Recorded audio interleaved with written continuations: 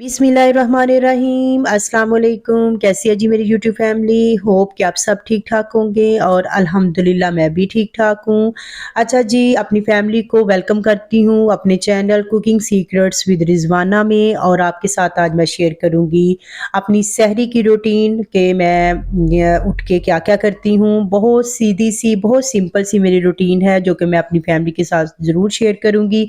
मेरे साथ बने रहिएगा। अच्छा जी, सबसे पहले मैं अल्हम्दुलिल्लाह 4 बजे उठ जाती हूँ। 4 बजे उठने के बाद सबसे पहले जो काम होता है वो होता है जी तहज्जुद की नमाज़ अदा करना।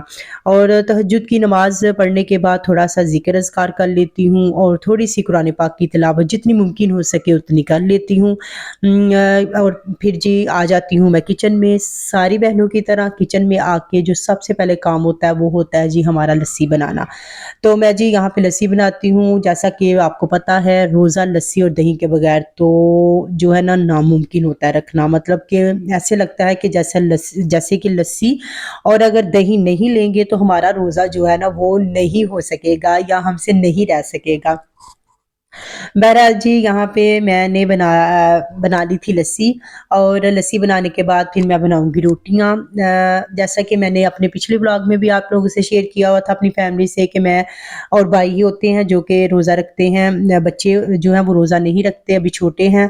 तो 2 लोगों ने रोज़ा रखना होता है, उसके लिए इतना फिर काम नहीं होता कि बड़ी दौड़ लगी हो, नहीं, बड़े आराम के साथ, बड़े सुकून के साथ जो है ना वो मैं सहरी बना लेती हूँ।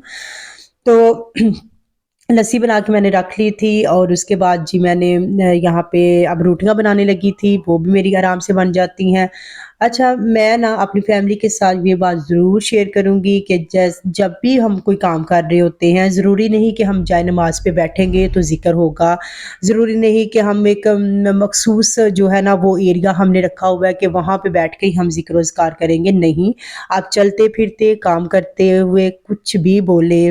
जैसे कि ये पहला अशरा जो होता है वो रहमत का होता है, तो उसमें आप जो इस तरह की दुआएँ हैं वो पढ़ लें, या हय्यु या कय्यूम, बेरहमतिका अस्तागीस। और भी बहुत से छोटी-छोटी सी दुआएँ हैं जो कि पढ़ी जा सकती हैं। उसके अलावा आप दरूद शरीफ पढ़ते रहें। तो ये जो काम करते हुए भी हम जो है ना वो इस तरह का ज़िक्र कर सकते हैं।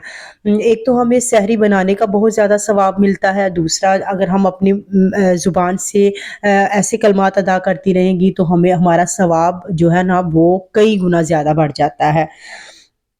तो जी मैंने भी कोशिश होती है कि मुँह के अंदर कोई ना कुछ पढ़ती रहूँ, कुछ ना कुछ ऐसा पढ़ती रहूँ जिससे ना मेरी जो है ना वो नेकियों में इज़ाफ़ा होता रहे, क्योंकि आपको पता है ये महीना बड़ी बरकतों का महीना है, रहमतों का महीना है। तो इसमें ना हमें छोटी-छोटी सी नेकी जो है ना उसको भी इग्नोर नहीं करना चाहिए, बल्कि उसको बढ़-चढ़ के करना चाहिए, ताकि हमारी जो है ना हमारी नेकियों में इज़ाफ़ा हो सके और हमारे लिए बख्शिश जो है ना वो आसान हो जाए। और हमें ना किसी भी नेकी को छोटा नहीं समझना, हकीर नहीं समझना। अगर हो सके तो हम छोटे से छोटे लेवल पे भी कुछ ना कुछ ज़रूर कर सकते हैं, अपनी जितनी भी किसी की हैसियत हो। जैसा कि हदीस शरीफ भी है कि आप सल्लल्लाहु अलैहि वसल्लम ने फरमाया कि रोज़ा इफ्तार करवाना भी बहुत ज़्यादा अजर का काम है। तो रोज़ा जो है ना वो आप किसी का इफ्तार करवाओ, चाहे खजूर का एक टुकड़ा ही देकर, और उससे आपको जहन्नम से आप निजात जो है ना वो मिल जाएगी।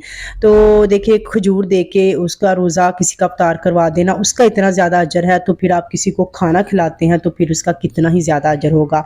बस जी नेकियों को करने की कोशिश किया करें, छोटी-छोटी नेकियों को जो है ना वो इग्नोर ना किया करें और उसको छोटी नेकी समझ के ना छोड़ दिया करें, बल्कि वो अल्लाह के यहाँ बहुत बड़ा उसका दर्जा है उस नेकी का। तो यहाँ जी मैंने रोटियाँ मेरी जो थी ना, आपसे बातें करते-करते मेरी तकरीबन बन गई थी और मेरी बेटी भी उठ गई थी। उसने बोला कि मामा मैंने भी रोज़ा रखना है, तो मैंने कहा क्यों नहीं बेटा, आप भी मेरे साथ रोज़ा रखो, क्योंकि आज मैं अकेली थी घर पे।